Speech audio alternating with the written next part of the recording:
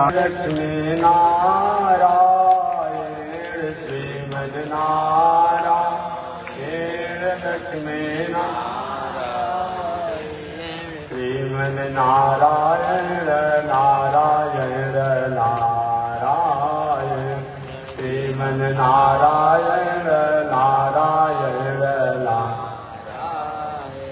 श्रीमन नारायण भवतारायण श्रीमन नारायण भवतारायण लक्ष्मी नारायण नारायण नारायण लक्ष्मी नारायण नारायण बोलिए श्री लक्ष्मी नारायण भगवान की अनंताचार्य कृपया वेदांत द्वयपारगम रामकृष्णांग्रि सर्वकम विश्वक्सेन मुनिं भजे काषायं यज्ञसूत्रं शुचिवपुषितथा चोर्ध्वपुण्ड्रं सबाले यस्यास्ते दक्षहस्ते कलिकुमति गिरीन्द्रेन्द्रवन्दमो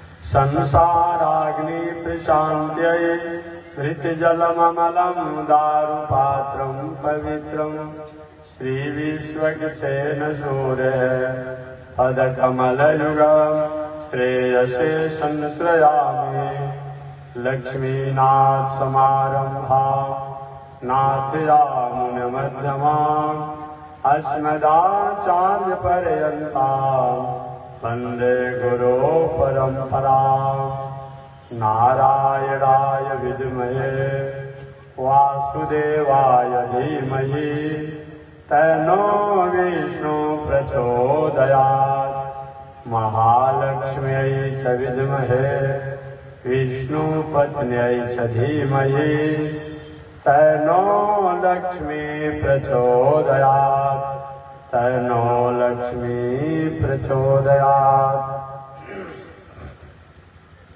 परमाराध्य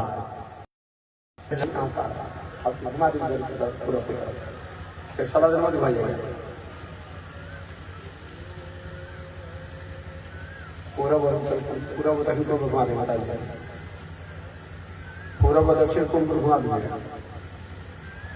परमाराध्य श्री लक्ष्मी नारायण भगवान नित्य वंदनीय पूज गुरुदेव श्री त्रिदंडी स्वामी जी महाराज के जुगल चरणों में कोटि नमन। भगवत भागवत आचार्य कैंकर्य पारायण महानुभाव अभी वृंदावन से चलकर आए हुए श्री चंद्रभूष स्वामी जी द्वारा आपके पास श्रवण कर रहे थे। पावन भूमि पर पावन माता को आज से मैं भी निवेदन करूंगा। सबसे पहले तो आज श्रीमद् भागवत महापुराण के 11वें स्कंद के द्वारा 2-4 शब्दों को मैं निवेदन करूंगा। जीवन में विषम से विषम परिस्थितियां आ जाए फिर भी संत महात्मा वेद शास्त्र संस्कृति संस्कार को चुनौती नहीं देना। जब जब भी हमने संत को शास्त्र को संस्कृति को चुनौती दिया हमारे जीवन में अफसोस के अलावा और कुछ नहीं बचा। संत शास्त्र संस्कृति चुनौती का विषय नहीं, वो चाहे कुछ करे या न करे उससे हमारा नुकसान नहीं होता है। अगर संभव हो तो संत के प्रति शास्त्र के प्रति धर्म के प्रति संस्कृति के प्रति समर्पण की भावना होनी चाहिए।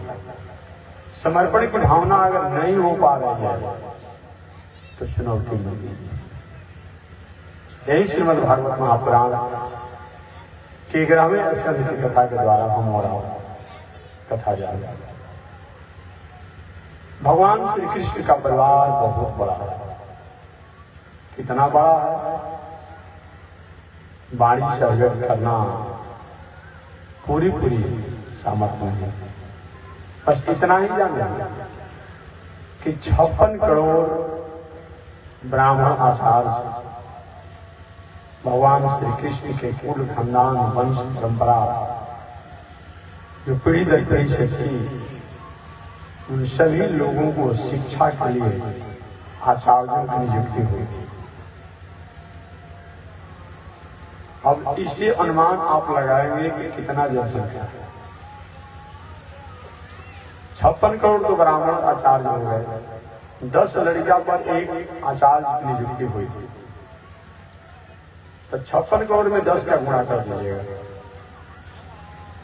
इतनी तो भगवान श्री कृष्ण के कुल खानदान परिवार में बैचलर लोग थे, उतने ही अनबैचलर, उतने ही बैचलर पार कर गए होंगे। और तो बूढ़ बुजुर्ग स्त्रियों की बात कितनी संख्या थी, बहुत कठिन है इसका अनुमान करना। गर्ग संहिता का भगवान श्री कृष्ण बार बार अपने परिवार के लोगों को समझाते रहते थे कि हे बंधु बांधवों,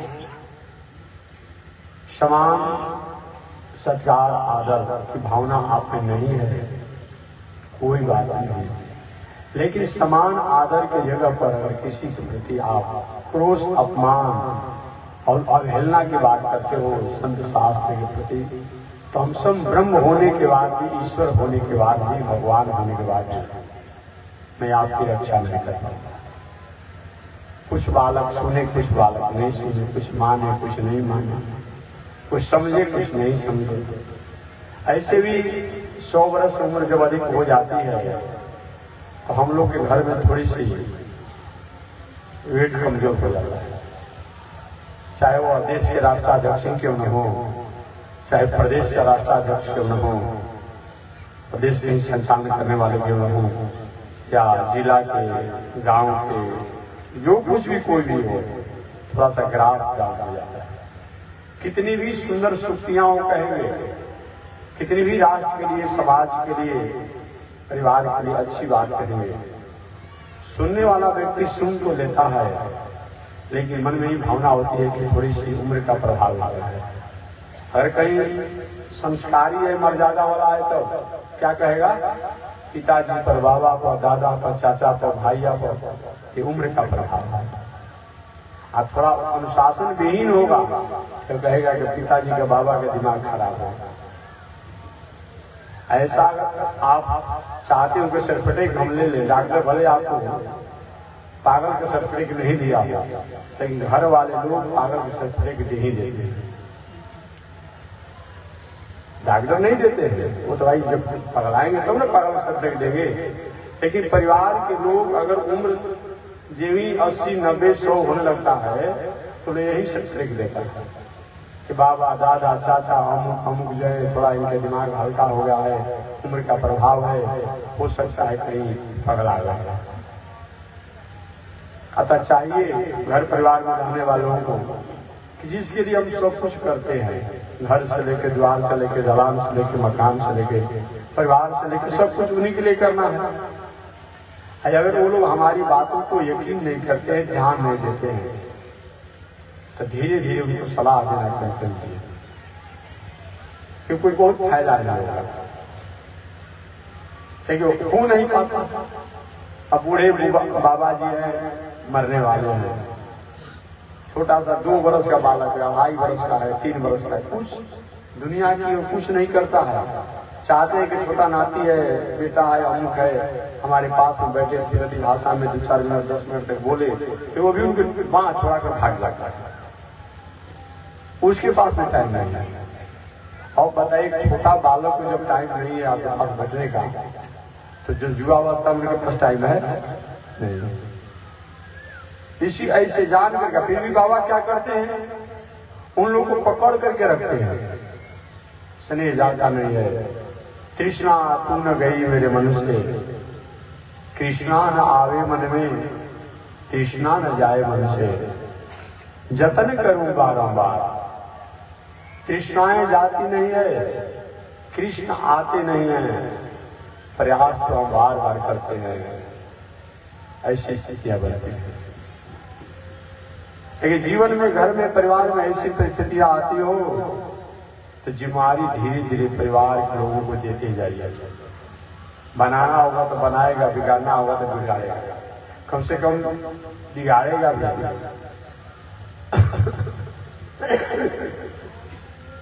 तो आगे के भविष्य को देखते हुए कुछ आगे विचार किया गया है। आज जिंदगी भर श्वास चल रहा है तब तक से अपने पास आप रखेंगे, अंतिम क्षण में आप देखते हैं कैसे चाबी दें। तो कितने लोग तो बूढ़े लोग होते हैं कि जनेऊ में चाबी बांध लेते हैं, कितने लोग डांड में चाबी बांध लेते हैं, कितना लोग गर्दन में लटका ले रहा है, माला नहीं लटकाएंगे लेकिन चाबी लटकाता है। अरे जिंदगी भर भाई आपने जो काम किया आप किसके लिए क्या कर रहे हैं? जिम्मेदारी धीरे धीरे दीजिए। भाई का जो जिम्मेदारी हो भाई को दीजिए, बेटा का जिम्मेदारी बेटा को दीजिए, नाती की जिम्मेदारी नाती को दीजिए, पत्नी की जिम्मेदारी पत्नी को दीजिए, समाज की जिम्मेदारी जो है समाज को दीजिए। होना चाहिए। ऐसा अगर नहीं करते हैं तो वही हमारे पास तृष्णा मरते दम तक हमारे हृदय में बैठी रहती है। कितना भी संत महात्मा लोग कहेंगे भजन करिए भक्ति करिए, भजन भक्ति हो पाएगा। इसलिए तृष्णा न जाए मन से, कृष्णा न आवे मन में, जतन करूं बारंबार। इतना भी हम जतन करें लेकिन बार बार हमारे पास आती नहीं, आएगी भी नहीं, बात में ठीक है। एक बार एक व्यक्ति ने कहा किसी संत से, किसी ज्ञानी से कहा, महाराज जी हमें ज्ञान प्राप्त करना है, शांति प्राप्त करना है। ठीक है, मैं उपाय बताता हूँ। कितना भी उपदेश देते रहे, संदेश देते रहे, महाराज शांति तो नहीं मिल रही है। उन्होंने कहा कि ऐसे इसको ज्ञान प्राप्त नहीं होगा। उन्होंने कहा कि बेटा एक लोटा लाओ, जी लाया, एक गिलास लाओ, जी लाया, और एक लोटा में दूध ले आओ, जी ले आया। एक गिलास में पहले पानी भर दो, जी भर दिए, गिलास पानी से भर गया, लोटा भी एक पानी से भर गया, एक लोटे में दूध था। कहीं गिलास में दूध डालो, जल से भरा हुआ है। अब दूध जब डालने लगा तो दूध नीचे गिरने लगा। महाराज जी तो दूध नीचे गिर रहा है, तो बस नीचे नहीं गिरा है, वही हाल तुम्हारी और हमारी भी है। हमारे भीतर जो भरा हुआ है इसको जब तक गिराओगे नहीं, खाली नहीं करोगे तो कैसे अच्छा विचार आपके दिल दिमाग में भरा रहेगा। तो हमारे आप में तो पहले से भरा हुआ है कचरा, अनेक प्रकार के उपद्रव, तृष्णा ईष्णा द्वेष, तो अच्छा बात कैसे भरेगा। इसलिए तृष्णा न जाए मन से, कृष्णा न आवे मन में। जब तक से तृष्णा नहीं जाएगी तब तक कृष्ण नहीं आएंगे। जतन करूं बारंबार, बार बार हम जतन तो करते हैं लेकिन जतन करने से बहुत कुछ नहीं होता। क्यों? कि जो हमारे भीतर जो है उसको हमें बाहर निकालना पड़ेगा।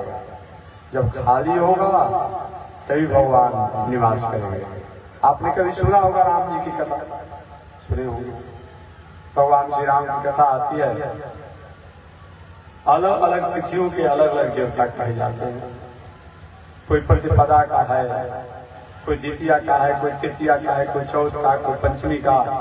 करते करते अमावस्या तक सभी तिथियों की कोई न कोई मालिक हो जाता है और पूर्णिमा तक कोई न कोई तिथियों का मालिक हो जाता है। एक तिथि नौमी तिथि है।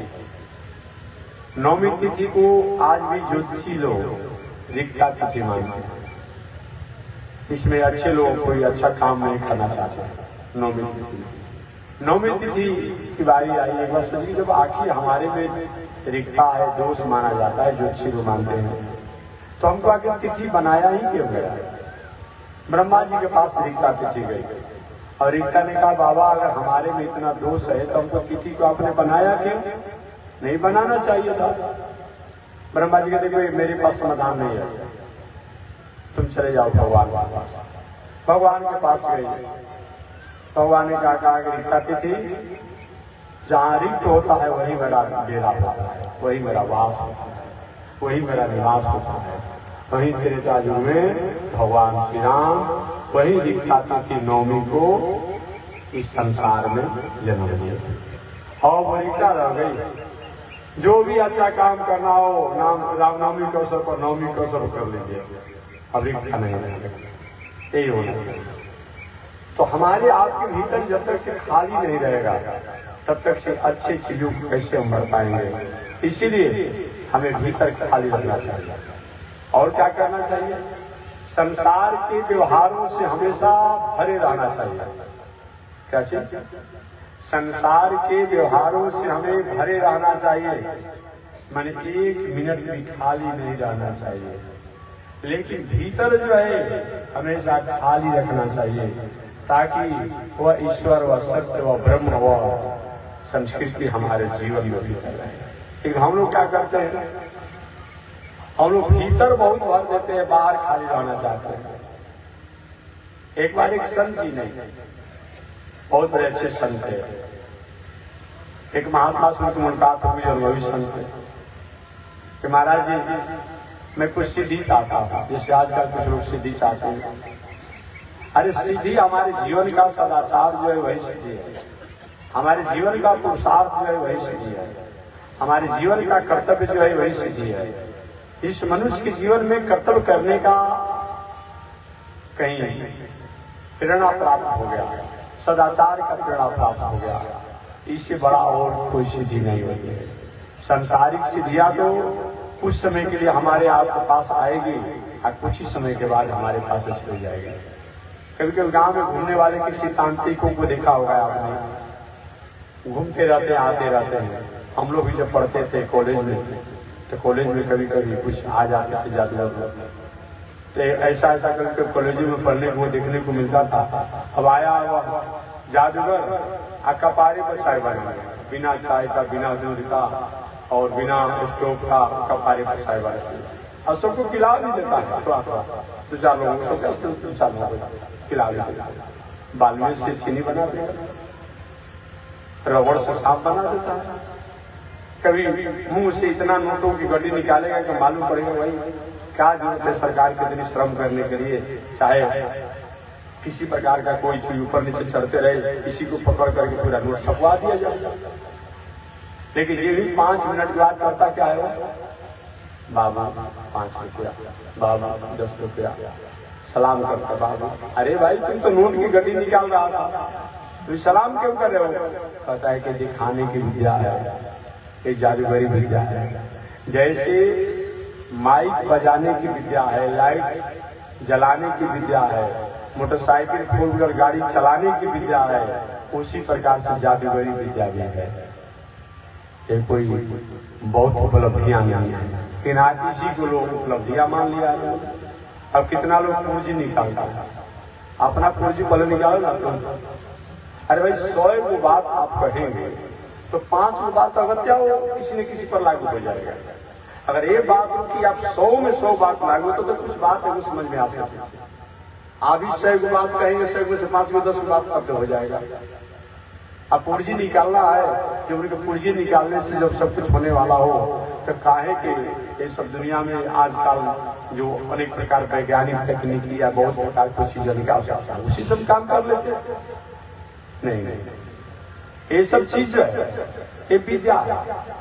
तो विद्या का मतलब मैंने बताया, जैसे कि गाड़ी चलाने वाला 4 व्हीलर उसकी विद्या है, ट्रेन चलाने वाली का अलग विद्या है, हेलीकॉप्टर चलाने वाली का अलग विद्या है, जहाज चलाने वाले की अलग विद्या है, रॉकेट चलाने वाले की अलग विद्या है, सब चीज उसी प्रकार से। तो तांत्रिक विद्या ये विद्या है, ये कोई साधना नहीं है, कोई सिद्धि नहीं है। सिद्धि का मतलब क्या है?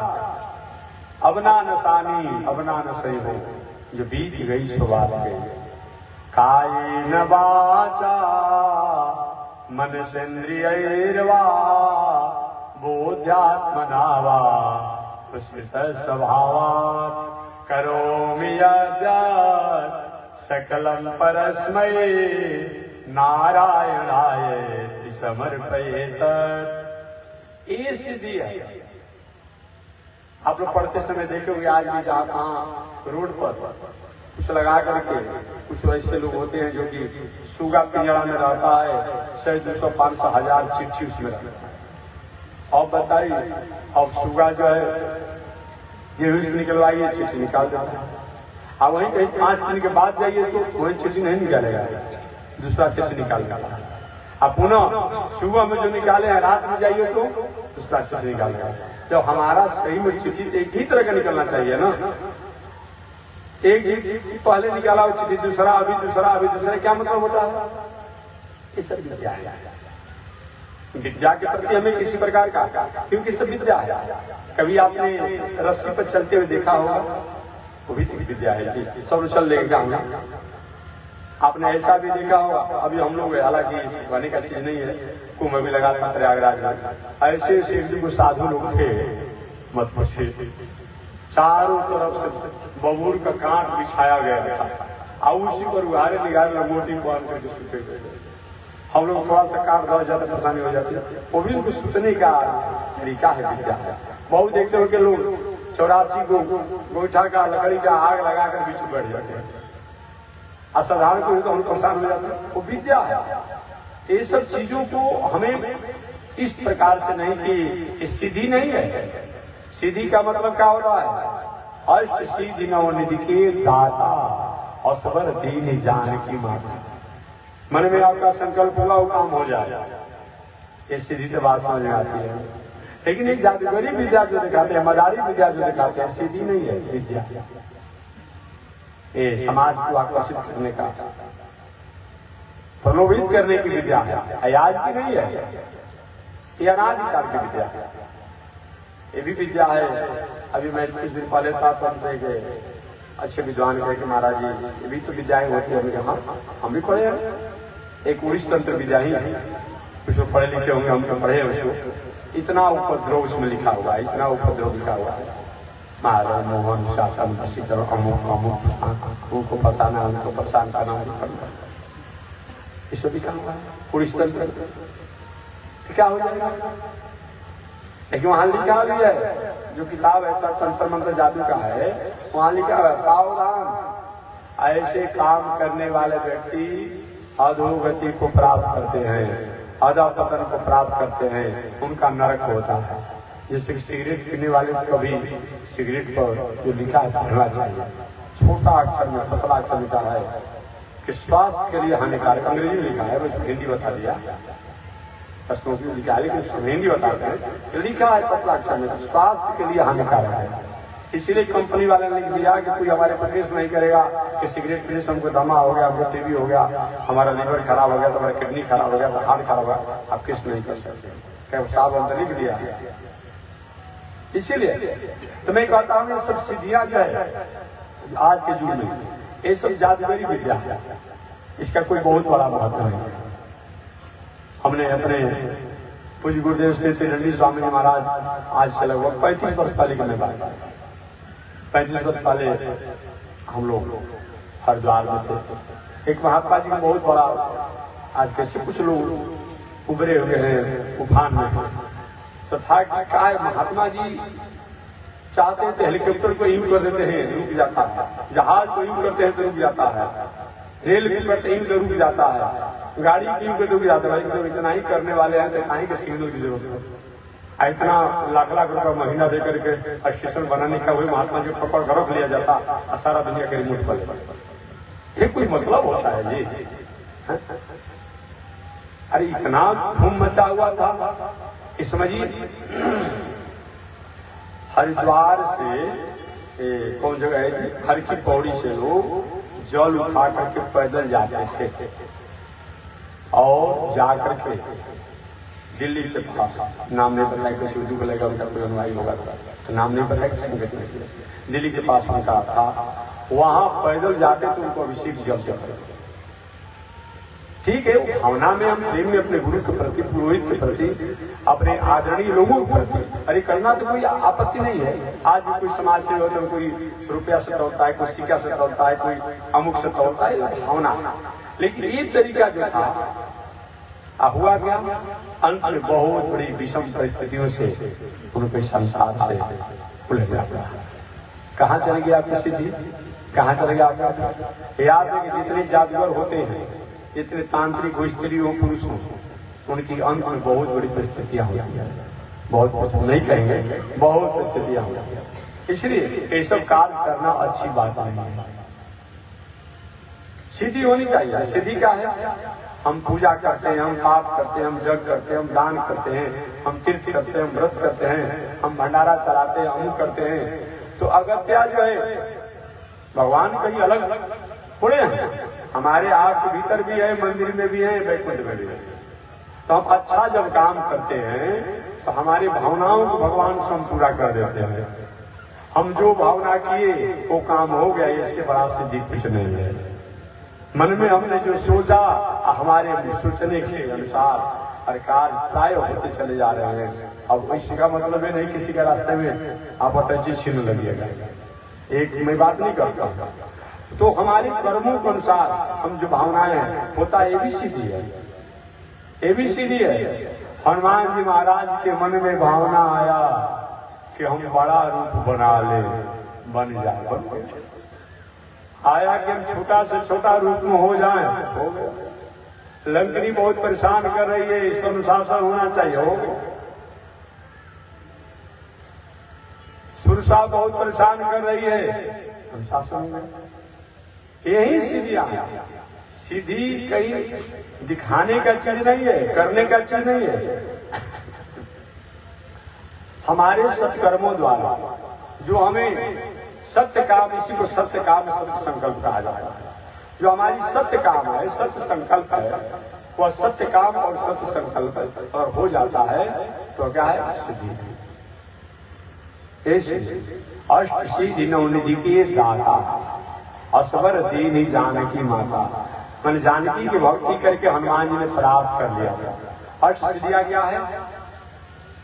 अरिमा, गरिमा, लघिमा, ईशित्व, वशिष्ठ इत्यादि को अष्ट कहा जाता है। अरिमा का मतलब छोटा से छोटा रूप हो जाना, बड़ा से बड़ा रूप हो जाना, भारी से भारी हो जाना, रहते हुए भी अंतर ध्यान हो जाना। एक कौन बड़ी बात है? आपके पास मोबाइल है ना, आपके पास टेलीविजन है ना, अभी आपकी इच्छा है भाई आज देश में क्या हो रहा है, विदेश में क्या हो रहा है, प्रदेश में क्या हो रहा है, जिला में क्या हो रहा है, तुरंत आपने बटन दबाया, देखने लगे। इच्छा के नहीं, अब इस सीरियल को बंद करना तो बटन दबाया, बंद हो गया, लुप्त हो गया। आपकी इच्छा हुई बटन दबाए, देखने लगे, आपकी इच्छा हुई बटन दबाए, गायब हो गया। ये भी एक सिद्धि है, ये भी एक विद्या है। देखिए आपके सामने है, आज के वैज्ञानिक कम सिद्धि वाले हैं, बताइए। एक साथ लाखों लाखों करोड़ों लोगों को जो एक साथ जोड़ देता है, दिखा देता है, ये कम सिद्धि है क्या? पहले के जमाने में लोग कहते थे ये सब बकवास की बात करता है लोग, कि सहस्त्र गोपी एक नारायण। गोपियां हजारों हजारों लाखों लाखों की संख्या में थी, कृष्ण एक होकर के भी सबके साथ। अब नहीं रहेंगे। आपका राष्ट्राध्यक्ष कहता है कि इतना बज के इतना सेकंड इतना मिनट पर मैं सभी जनता से, नागरिक से मैं जुड़ना चाहता हूँ, तो देखिए जुड़ जाता है कि नहीं? वो अकेले होते हुए करोड़ों मोबाइल पर, करोड़ों टेलीविजन पर उसका फोटो आप देखते हैं कि नहीं देखते हैं? अब कहाँ रह गया भाई? इसीलिए जब नहीं विज्ञान को हम जानते थे तब तो मानते थे। आप तो देख रहे हैं सामने, आप कहते थे लोग कैसा विमान भला आकाश में क्यों उड़ता है, और तो दिख रहे हैं ना। इसलिए सिद्धियां हमारे सत्कर्मों के द्वारा, हमारे परमार्थ द्वारा, हमारे सदाचार के द्वारा पर होता है, उसी हमारी सत्य काम सत्य संकल्प को पूरा होना, ये सिद्धि सबसे श्रेष्ठ है। ऐसे ही सिद्धियां बड़े बड़े संतों के पास होती थी। आपने कभी कभी संतों को सुना होगा, देखा होगा या कहीं पढ़ा होगा। हम लोग को स्वामी जी महाराज कभी कभी लोग कहा करते हम लोग से, तो पहले क्या चीज है? पूज्य श्री सिद्धंडी स्वामी जी महाराज मन में भावना हो गया, विज्ञान का विकसित रूप ही संसार की व्यवस्था है। कल या परसों कहीं मैं कह रहा था, कभी आप सोच सकते थे क्या कि धान की भूसी को पेरने से कहीं तेल हो सकता है? ये तो आज से 100 वर्ष पहले के लोग सोच भी नहीं सकते होंगे कैसा हो सकता है। लेकिन आज थोड़ा बच रहा है, भूसी नहीं बच रहा है, सारा तेल निकल जा रहा है, चावल का ब्रांड से भी तेल निकल रहा है। हालांकि इस बातों को मानसकार ने कहा था संभावनाएं किया था कि बारी मथे वित हो ही बरू सिकता ते बरूते, हो सकता है जल को मंथन करने से बारू मथे घृत हो ही बरू, घी, अरे घी क्या आज के जमाना में जो समुद्र से जो निकाला जा रहा है अनेक प्रकार के तेल, पेट्रोल से लेकर के अमुक से लेकर के अमुक से लेकर के अमुक से लेकर के कितने चीज निकाला जा रहा है। क्या आज से 500 वर्ष पहले के लोग ऐसा विचार सोचते होंगे? क्या दिमागी वहां तक नहीं पहुंचा हुआ। आज वैज्ञानिक और विज्ञान की चमत्कार देखिए कि समुद्र से कितने तरल पदार्थों को हम निकाल रहे हैं, कितने तरल पदार्थ। तो मानव कार्य को हो सकता है किसी काल में ऐसा विज्ञान का युग आ जाए कि जल को मंथन करने से ही कई घी निकल जाएगा, ऐसा कोई केमिकल डाल दिया जाएगा। हो सकता है, हो सकता है सिकता ते बरूते, हो सकता है बालुओं को कहीं पहनने से कहीं तेल निकल जाए। इसका मतलब कभी ऐसा आ सकता है समय। अब तो आधा आयु गया है, राइस बरान, भूसी बरान, कौन बरान हो गया है। अरे और छोड़िए ना भाई जी, एक को ऐसा पेड़ चल रहा है जिस पेड़ में से रस निकाल करके क्या क्या केला क्या क्या हो गया है। एक कोई भूला हुआ है, अभी आलू से घी बनता नहीं जानते हैं, जो 2 नंबर का घी बनाता है लोग क्या क्या मिलावट का काम कर दे रहा है लोग। तो हो सकता है मानस करने का, लेकिन बिना भगवान को जाने, उनका चर्चा किए, उनकी अर्चा किए, उनका भजन किए, ये संसार सागर से वरना संभव नहीं है, संभव नहीं है। तो मैं निवेदन करना चाह रहा था कि एक बार एक महात्मा जी कहा कि हमें कुछ सिद्धियां चाहिए, कि ठीक है चले जाइए आप एक प्रेत को सिद्धि दीजिए। प्रेत दूसरा कोई नहीं है, हमारा मन है, हमारा बुद्धि है, हमारा चित्त है, हमारी वृत्तियां हैं, यही प्रेत है। वो प्रेत तो कभी कभी किसी को परेशान करता है, लेकिन मन रूपी प्रेत जो है, बुद्धि रूपी प्रेत जो है, विवेक रूपी प्रेत जो है, चित्त रूपी प्रेत जो है, तो हमेशा हमें परेशान करता है। अभी यहाँ बैठे हैं ना, अचानक मन में हमारे चल रहे महात्मा जी के भाग रहे हैं, कहीं इधर उधर न रहेंगे, भेंट हो जाएगा, अब तुरंत उठ के आपसे चल जाएगा। कितना बड़ा मन प्रेत है, जिस प्रेत एक जो बैठने देता है। पुनः पंडाल से बाहर निकले, अरे भाई इतना दूर से आए हैं, चलो काम तो होते रहेगा, चलो ना बैठिए, क्या लगा है, 15-20 मिनट की बात है। पुनः मन जब कहेगा कि बैठिए, इतना बड़ा मन प्रेत है। इसीलिए श्रीमद् भगवत गीता में अर्जुन भगवान श्री कृष्ण पूछे, प्रभु मोक्ष बंधन क्या है और मोक्ष क्या है? हालांकि बहुत जटिल प्रश्न है, कि मैं सहज शब्द में सुना दूं। बंधन क्या है और मोक्ष क्या है? संसार की वस्तु व्यवस्था व्यवहार में अपने दिल को, दिमाग को, व्यवहार को बांध लेना कि मैं हूं, मेरा है, ये बंधन है। संसार की वस्तु व्यवस्थाओं में रहते हुए भी अपने दिल को, दिमाग को, मन को, बुद्धि को ये समझा देना कि सब भगवान का है, हम तो एक उनके सेवक अंतर बनकर कर रहे हैं। अब इसे सहज भाषा में क्या समझा? यही बंधन है, यही मोक्ष है। गीता की अगर मैं बात करूं तो मन एव मनुष्याणाम कारणम बंधन मोक्ष, ये मन ही जो है हमारे बंधन और मोक्ष का कारण है। यहीं पर बैठे हैं, भी आनंद में है, आनंद में है, अगर किसी के पॉकेट से जो 100 का नोट निकाल लेंगे, बंधन हो जाएगा। कुछ वो व्यक्ति मारने का चक्कर से बेमान करी यहाँ भी आकर चोरी कर रहा। मन एव मनुष्याणाम कारणम बंध मोक्ष, मन ही जो है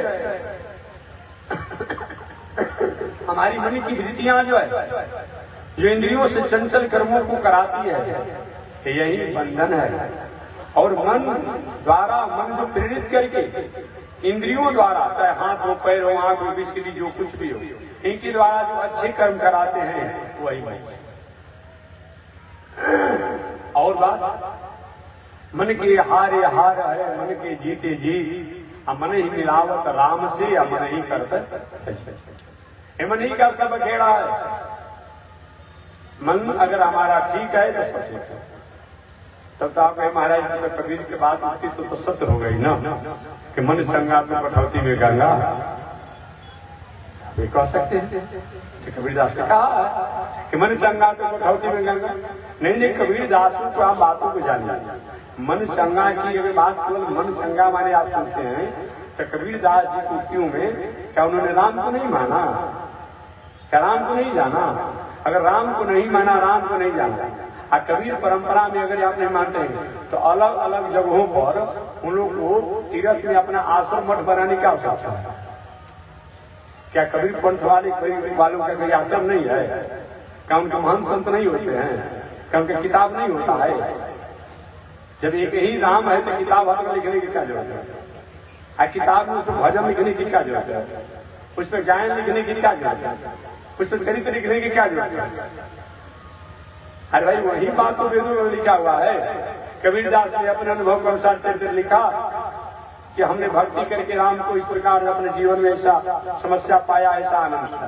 तो वही बात तो वेद शास्त्र इतिहास पुराण में भी है।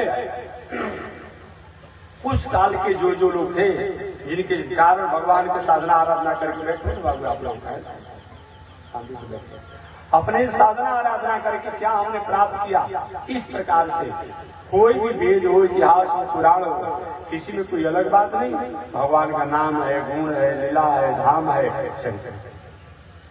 इसलिए मन चंगा का मतलब क्या होता है कि हम जो अपने इंद्रियों से कर्म करें, ये इंद्रियों के कर्मों को हम शास्त्रों द्वारा अनुमोदित होकर के तब मन वहां लगा करके तब कर्मों करें।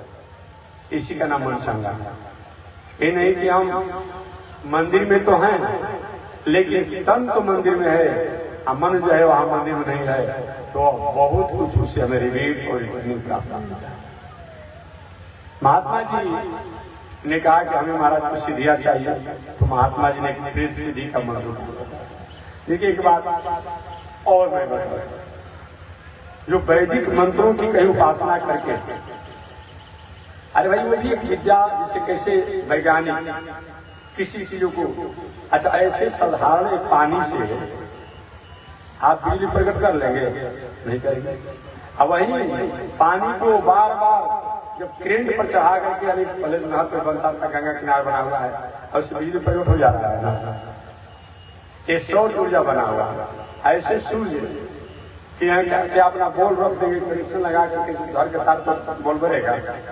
अब वही कोई सौर ऊर्जा वैज्ञानिक तकनीक से लगा सूचित कर दिए तो बॉल बन रहा है। ये सब विद्या है। तो ठीक वही बात है, ये जितना भी जो कुछ भी है ये सब विद्याएं हैं। यही मैं कहना चाहता हूँ, हम नहीं जानते, कह देते कंप्यूटर सभी विद्या है। अब महात्मा जी ने अब प्रेत सिद्धि की विद्या, अब जल्दी सीधी हो जाना, जल्दी सीधी कर लिए। अब प्रेत कहा कि बेटा जो इच्छा उसको मांगना। अब ठीक महाराज, वो व्यक्ति बहुत परेशान कर उसको घर पर तोड़ दो। अब प्रेत माने फिर अमुक हम करो, उसको मारो, उसको गिराओ, उसको करो। रात दिन महात्मा जी परेशान होते, अगर नहीं काम बताए तो उन्हीं को मारने के तैयार हो जाता। एक दिन महात्मा जी कहे तो अब क्या करें, कि प्रेत तो सिद्ध हुआ लेकिन हम ही परेशान हैं, हमारा नींद हराम हो गया। और चले गए महात्मा जी के पास, जिनसे पूछे थे कि महाराज जी हम परेशान हो गए, नींद चली गई, भोजन चला गया, आनंद चला गया, क्या करें? एक उपाय यही है कि प्रेत भाई काम चाहिए उसको, उसी प्रकार मन को भी खुराक चाहिए, काम चाहिए। कुछ नहीं करेंगे तो उपद्रव काम लगा देगा। अगर करते रहेंगे खाली मन रहबे नहीं करेगा, गलती काम नहीं होगा। ऐसे भी कहा जाता है कि खाली मन शैतान है। लोग कहते हैं कि खाली मन शैतान, तो खाली मन रहेगा तो कुछ न कुछ उपद्रव होगा। महात्मा जी ने कहा अपने घर के द्वार पर बाहर एक सुंदर चिकन बांस गाड़ दिया, लंबा चौड़ा। आप प्रेत से कहीं किसी पर ऊपर से नीचे, नीचे से पर आते जाते हो, और जब कोई काम होगा तो बुला लीजिए, फिर उसको सहा दीजिए। बस बस बस, बहुत अच्छा उपाय आपने बोला। और महात्मा जी कहे प्रेतराज इस बांस को ऊपर से नीचे नीचे पर आते जाते रहो और हमको आवश्यकता पर तुम्हें बुलाऊंगा। और प्रेत बेचारा ऊपर से नीचे, नीचे से ऊपर, ऊपर से नीचे, ऊपर से नीचे। अब समय नहीं मिले काम पूछने के लिए। महात्मा जी खुशहाली हो गए। हमारा मन भी जो है अच्छे कर्मों को बार बार करते रहने से मन जब खाली नहीं रहेगा तो मन द्वारा किसी प्रकार का चंचल विचार और कर्म होने की संभावना नहीं है। अन्यथा समाधि और योग साधना से चाहेंगे कि हमारा मन खराब नहीं होगा। ये बताइए, समाधि लगाने वाले को भटकना नहीं चाहिए? भटकेंगे नहीं भटकेंगे? अरे आप ही के क्षेत्र के विश्वामित्र बाबा बहुत लंबी समाधि लगाने वाले थे। अजय भी समाधि से उपराम हुए, मेनका अप्सरा आ गया। मेनका आई थी ना, मैंने गलती हो तो शुद्ध कर लीजिएगा। मेनका अप्सरा आ गई। समाधि में तो ठीक ठाक रहे, अजय समाधि टूटा, मेनका अप्सरा आ गई। महाराज मेरे ऊपर कृपा कीजिए, दया कीजिए, मुझे संस्कार कीजिए। विश्वामित्र बाबा, अरे हम विवाह शादी किए थे, बाल बच्चे थे, राजा थे, राजकुमार थे, मन को कभी खाली रहने ही नहीं देना है, अच्छे काम करते रहना चाहिए। देखते हैं अभी अयोध्या में जब समापन हुआ तो दूसरा यात्रा में तैयारी कर दिए हैं। रोज कहीं जग, कहीं पूजा, कहीं तीर्थ, कहीं व्रत, कहीं कथा, कहीं प्रवचन, कहीं भोज, कहीं भंडारा, कहीं स्कूल, कहीं कॉलेज, कहीं विश्वविद्यालय, कुछ न कुछ करते रहते हैं। खाली अगर क्या करेगा, बाकी अपना जो काम करते ही रहते हैं। यही एकमात्र उपाय है। बाकी कितना भी आप साधना में रहेंगे, और साधना से जो भी अलग होंगे आप विचलित हो जाएंगे। उदाहरण मैंने बता दिया, मैं नहीं बता दिया। आपने भर्तरी जी का नाम सुना होगा, राजा भर्तरी का नाम सुना होगा। राजा भर्तरी के एक भाई विक्रमादित्य जी थे। विक्रमादित्य जी राजा बन गए। इसलिए मैं कहता हूँ दुनिया में जितना पंथ है वो हमारे यहाँ के राजा द्वारा जो चलाया गया विचार जो है और लोगों से आगे। गौतम बुद्ध जी को आए कितना दिन हुआ, सर्व जानते होंगे। महावीर तीर्थंकर जैन को आए कितना दिन हुआ, सर्व जानते होंगे। ईसा साहब जी को कितना दिन आए हुआ, ये तो सब लोग जानते हैं, 2026 वर्ष हुआ। मोहम्मद साहब जी को आए कितना दिन हुआ, 1500 वर्ष लगभग, कुछ भी सब लोग जानते हैं, 1400 कुछ रहा है। गुरु गोविंद सिंह गुरु नानक जी को आए कितना दिन हुआ, 500 कुछ वर्ष हो रहा, सब लोग जानते हैं। हमारे यहाँ के एक राजा, इस राजा का नाम क्या था, विक्रमादित्य। ये विक्रमादित्य जी द्वारा जो विक्रमीय संवत चलाया गया है और लोगों से पहले का। विक्रमीय संवत कितना है, 2083 है, देख लीजिएगा। 2083 विक्रमीय संवत है। ईस्वी सन कितना है, 2026। इसे मालूम पड़ता है कि ईसा साहब से पहले विक्रमादित्य जी थे।